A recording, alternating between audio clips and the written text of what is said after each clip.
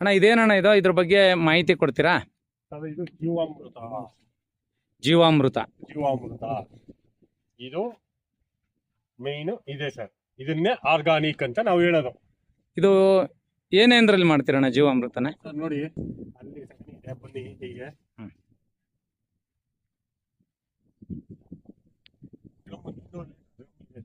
200 litre drum. ಹೌದು.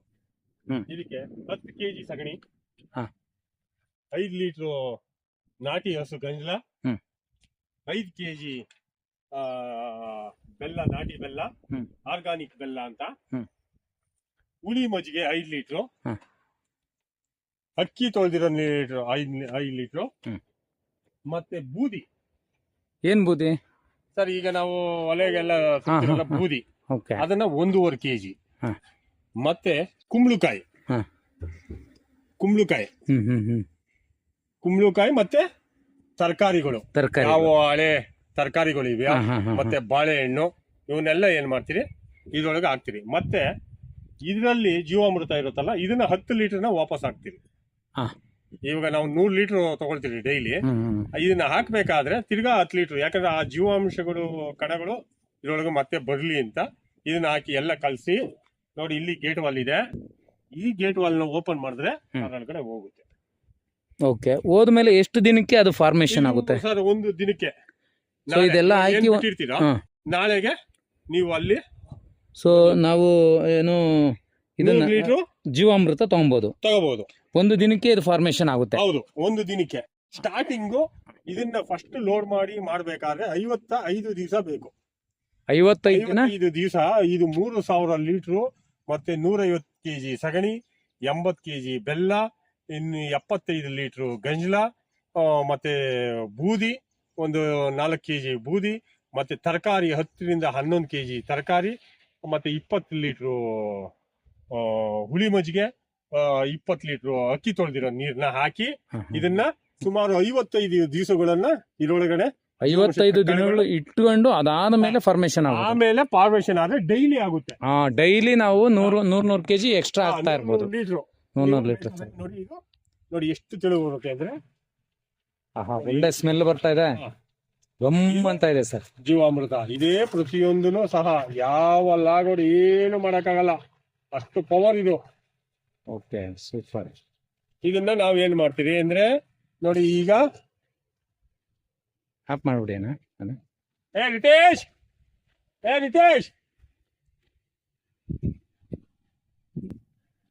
ಇದನ್ನ ಯಾವ ರೀತಿ ನೀವು ತೋಟಕ್ಕೆ ಬಿಡ್ತೀರಿ ಅಂತ? ನೋಡಿ ಸರ್, ಈಗ ಇಲ್ಲೇ ಮಿಷಿನ್ ಇಲ್ಲಿ ಹಾಕಿದ್ದೀನಿ.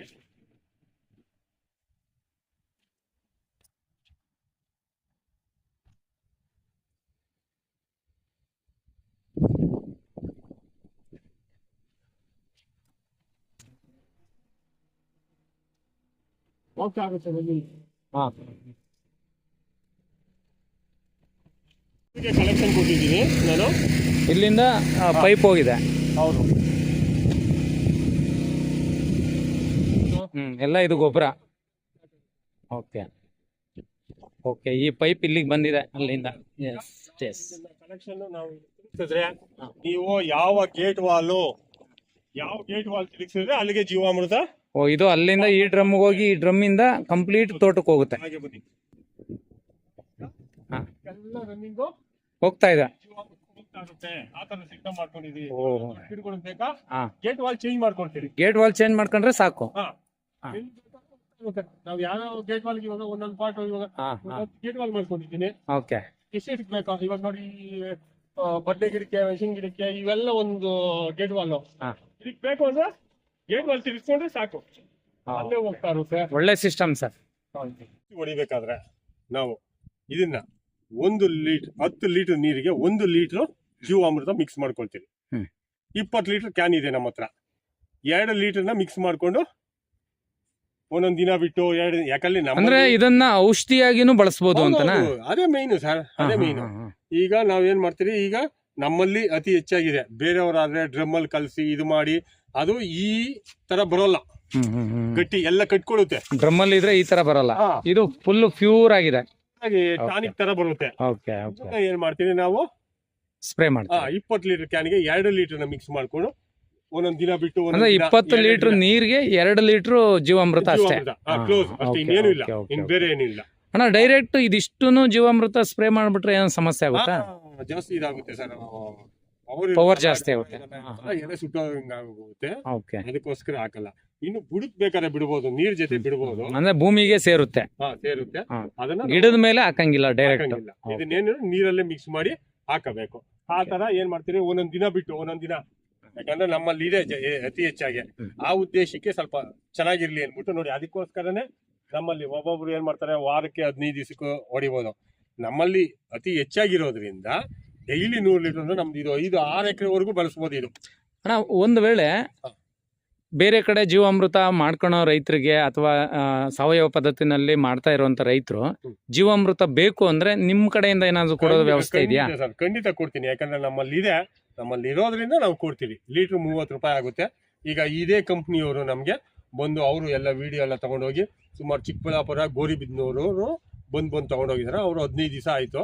ದ್ರಾಕ್ಷಿಗೂ ಬಿಡ್ತಾ ಇದ್ದಾರೆ, ಮತ್ತೆ ಹೂವಿನ ಗಿಡಕ್ಕೆ ಬಿಡ್ತಾ ಇದ್ದಾರೆ ಅಂತ. ಅವರು ಸುಮಾರು 55 ಲೀಟರ್ ಬಂದು ತಗೊಂಡೋಗ್ತಾ ಇದ್ದಾರೆ. ಈಗ ಆಲ್ರೆಡಿ ಮಾರ್ಕೆಟಿಂಗ್ ಆಗ್ತಾ ಇದೆ. ಅವರೇ ಈಗ ಇದೇ ಏನ್ ಕಂಪ್ನಿಯವರು ಇದಾರ, ಇವರೇ ಸಾಧಾರಣ ವಿಡಿಯೋ ಮಾಡಿಸಿ ಅವ್ರಿಗೆ ಫೋನ್ ನಂಬರ್ ಸುಮಾರು ಇನ್ನಕ್ಕೆ 2-3 ಆಗ್ಲೇ ಮಾಡೇ ಮಾಡ್ತಾರೆ. ನನಗೆ ಬೇಕಾಗುತ್ತೆ ಅಂತ ಬನ್ನಿ, ಇಲ್ಲಿ ಬನ್ನಿ, ಮುಂದೆನೆ ತಗೊಂಡೋಗಿ ಅಂತೀನಿ. ನಮ್ಮಲ್ಲಿ ಅತಿ ಹೆಚ್ಚಾಗಿರೋದ್ರಿಂದ ಮಾಡ್ತೀನಿ. ಮತ್ತೆ ಇನ್ನೊಂದು ಏನ್ ಮಾಡ್ತೀನಿ, ಅತಿ ಹೆಚ್ಚಾಗಿ ಜಾಸ್ತಿ ಇದ್ದಾಗ ಬೇವಿನ ಎಣ್ಣೆ ಎನಿ ಟೈಮ್ ನಮ್ಮಲ್ಲಿ ಇದೇ ಸಾಕಾಗುತ್ತೆ. ಏನಾರ ಅದೊಂದು ಇದು ಬೇಕು ಅಂದ್ರೆ ಸ್ವಲ್ಪ ಚೇಂಜ್ ಆಗ್ಲಿ ಅನ್ಬಿಟ್ಟು ಬೇವಿನ ಎಣ್ಣೆ ಹೊಡಿತೀನಿ. ಮತ್ತೆ ಬೇರೆ ನೆಲ್ಲಿಕಾಯಿನ ರಸ ಮಾಡಿ ನಾನು ಯೂಟ್ಯೂಬ್ ಅಲ್ಲಿ ನೋಡಿರೋದು, ಅದು ಹೆವಿ ಸ್ಟ್ರಾಂಗ್. ಅದು ಒಬ್ರು ಸ್ವಾಮಿಗಳು ಹೇಳಿದ್ರು, ಅದನ್ನ ಜಜ್ಜಿ ರಸ ಹಿಂಡಿ ಮಾಡಿದೆ ಅಂತ.